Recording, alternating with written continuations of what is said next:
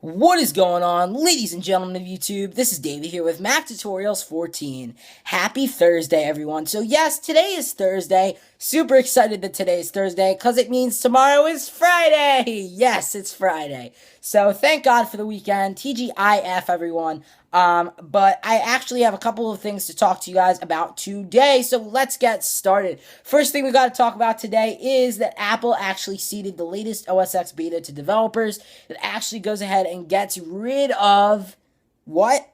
iPhoto. That's right. Apple completely got rid of iPhoto, and in this latest beta, decided to start the brand new Mac OS X Photos app. That was actually, I believe it was previewed in WWDC, I guess you could say, along with, OS X Yosemite back when they actually were I guess, giving you guys first looks and stuff.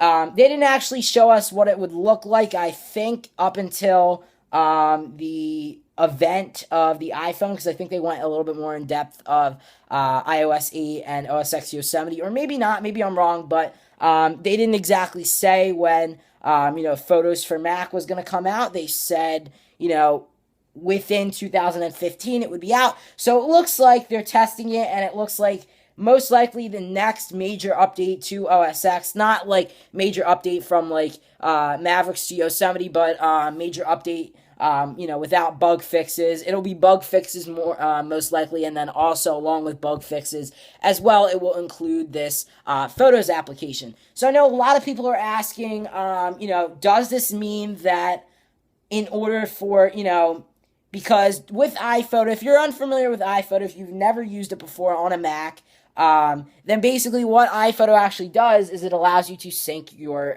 your pictures and photos or whatever, from your iOS device or camera or or whatever else. So I actually, had gotten this question a lot. Basically, does that mean that, now that iPhoto is no longer and Photos for Mac is coming, and essentially it's going to be the same thing as Photos for iOS, does that mean that it's automatically going to sync, automatically going to pull all of my, photos from my photo stream in iCloud? Is it going to automatically pull those over to the version on Mac? So now, it's going to be streamlined across iOS and OS X. The answer is most likely yes, even though we don't know at this point. I am definitely seeing, though, as, if it's Photos for Mac and there's Photos for iOS, probably most likely, since you take photos on your, on your iOS device, iPhone, iPod, iPad, whatever, device you're using to take photos on, more likely than not, it'll show up in your photo stream. If you take a photo, and this is how it is now, and it's been this way ever since I think iCloud was even announced, but you take a photo on your iPhone, and then as long as you're signed in through iCloud and you have photo stream set up, it'll automatically actually sync over to the iPad and any other iOS device that you have linked up with that iCloud account, as long as, again, you have, iCloud photo streaming turned on. So will that feature be coming to Mac? Like I said, most likely, we don't know at this point, but I am pretty much guaranteeing that that's going to be happening. So, that's pretty much all I wanted to say, as well as also, this is non-tech related, but I figured out I'd talk about this. Now, I'm actually really, I didn't grow up with a lot of these, shows, unfortunately. By the time I was born, things kind of started to go off the air. Really, I grew up on Amanda's show. I grew up on Keenan and Kel, and also, I guess, Disney, I would say, like Recess, and just a bunch of other shows from Disney, but like maybe like Lizzie McGuire and like a couple of other shows, and That's So Raven, you can never forget that. But I guess it was, I don't know if it was today or yesterday, it was sometime in the last couple of days, but I believe it was Jimmy Fallon, Jimmy Kimmel, one of those two guys. I always confuse their names because Jimmy Fallon and Jimmy Kimmel, they both have Jimmy in their names. So, it's always hard for me to remember which one's which. So on one of their talk shows, they actually featured basically a reunion of the show Now people are going to be bashing me in the comments because I can't remember the name of the show. It's not Boy Meets World, because I would definitely know that, since I actually am a huge Boy Meets World fan now. And unfortunately, I didn't grow up on Boy Meets World. The show ended, like the year that I was born, pretty much. I believe it ended in 1999. Maybe it ended in 2000. No, it ended in 2000. So by the time the show ended, I was like a year old. So I really didn't have much time to see it when I was on air. When it was originally on air, because again, I was only like a year old, so I couldn't have remembered that.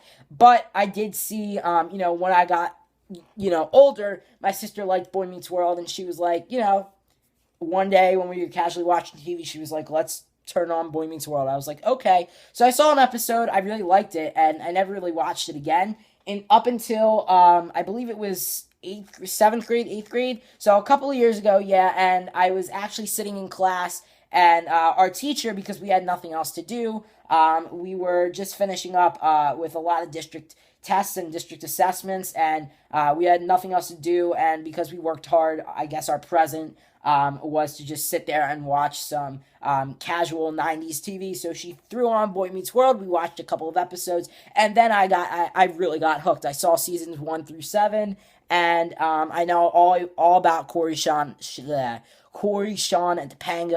and Angela, and everyone, and Jack, and everyone, Rachel, whoever. But it was called Saved by the Bell. I couldn't think of the name, but it was called Saved by the Bell. I think it was another show like Boy Meets World, except I think Saved by the Bell was just a tad bit more recent, or maybe I'm wrong, because I do remember seeing some reruns of Saved by the Bell on television. I just never turned to it, because I feel like Boy Meets World, Saved by the Bell, a lot of these things, some things you could watch and really not know what was going on. You could just pick up with any episode from any season, and you wouldn't have to.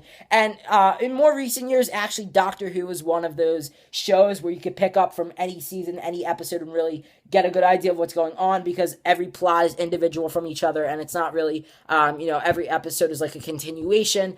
Some of the, like Boy Meets World, a lot of the episodes in Boy Meets World, you really had to watch consecutive episodes leading up to specific episodes. That way you know what was happening in each episode, because there were a lot of two-parters, and things that tied in, and they would reference old episodes, and you'd have to go back and watch those. So I feel like, for some reason, Saved by the Bell was one of those shows. And again, I really didn't watch it, but I feel like at least Saved by the Bell was one of those shows like Boy Meets World, where you really had to see really every episode to know what was going on. Otherwise you just completely be lost. So, Jimmy Fallon, Jimmy Kimmel, whoever, did a reunion for Saved by the Bell, and apparently it was really, really, a lot of fans of the show were really impressed by it, whatever. That's all I wanted to talk about. So for Saved by the Bell fans, let me know down in the comment area below if you like Saved by the Bell. Again, though, I really haven't watched it. You guys can let me know down in the comment area below what your favorite 90s TV show was, or early 90s, whatever, whether it was Boy Meets World, Full House, Saved by the Bell, other things, whatever, Family Matters, whatever it was, stuff like that. Let me know down in the comment area below. And yeah, guys, that's pretty much it. So, tomorrow I will have some brand new videos for you guys. I'm going to be editing some new videos. I actually have a video lined up currently. I actually got a free copy of, a review copy, I guess I should say, of Harbor. I got a review copy from the developer, so he's a really nice guy. And I know a lot of people are going to be bashing him because of his Tweak OS experience, that actually was heavily DRM'd, and really the only way you can get it is paying for the tweak. So, I don't know if, I follow the kid on Twitter, so I don't know if, I don't know exactly what went down, but he basically tweeted out a couple of days ago that Harbor is going to just be DRM free, and he's going to take off the Basically what DRM is if you're unfamiliar with that term, basically what that means is it's basically a protection layer put on by the tweak itself, by the developer. So it'll actually go and check server side as it's downloading and installing the tweak to make sure, hey, you got this license in order to actually activate the tweak. And if you don't legitimately have it purchased, it'll go back, it'll display an error message, go back to the server, respond to the server, and be like, hey, this guy didn't purchase it. He didn't actually get this. This is a pirated copy of, the software. So we're not going to give you a license. And because we're not going to give you the license, the tweak isn't going to work correctly. Sometimes for DRMs, there are workarounds. But this kid is apparently very good with DRMs, and it is hard to crack. DRMs in general are somewhat hard to crack, but, there are ways to get past it. But he had just said because people have gotten past the DRM on Harbor, he said he's just going to completely remove the DRM for Harbor altogether just because it was so easy for people to do that. So he said there's really no reason to put DRMing on there. But anyway, guys, so I'm really excited for that. I have it, recorded. I have everything set in a specific way. All I got to do now is just voice over the different clips that I have, which most likely shouldn't take long. I'll get that out for you guys. Hopefully, too, I'll have the new CarPlay iOS version. I actually was talking to the guy, and he actually let me have a beta version of Preview 2. It's not specifically a huge beta. It's like, I guess we would call it more of an alpha, at least the copy that I got, because really there's nothing there except for, it's the standalone application. When you press onto it, it gives you that little interface, but there are no icons or anything to actually tap into other than that. Reason being is because on iPhone 5 and iPad mini, first generation, there were actually problems with installing it, where you would go to install it, it'd install 100% fine, return to Cydia, go back to the home screen, tap on it, and then immediately after you tapped on it, it would just go ahead and crash back to the Springboard. You wouldn't know what was going wrong, and you would try to uninstall a million tweaks and try to restore your device, set it up as new, re-jailbreak it, and everything. It would just keep happening again. So apparently it is a bug within CarPlay iOS. I'm not sure if it's specifically the code found in the iPhone 5 version of CarPlay iOS and the iPad mini first generation code of CarPlay iOS, because a lot of people had said that CarPlay iOS does work for them. So I'm not sure if it's specifically those two, or maybe it's more, or maybe it's just mine. I don't know. Or maybe it's a specific build number. Who knows? But anyway, guys, so that should probably most likely be fixed. That should definitely be fixed within the second preview. The second preview is supposed to be launching, I believe. He said last weekend, the last time I talked to him was last Sunday. So he told me that sometime this week it should be out on Cydia. So I don't know, maybe it'll be out tomorrow. That's most likely when it's going to come out. I'll most likely go ahead and email him tomorrow and ask, what's going on with that. But anyway, guys, so I got a couple of videos going on. And so I'm really excited for this. And that's pretty much it. Please be sure to like, comment, and subscribe. And until next time, this is David signing out. Peace.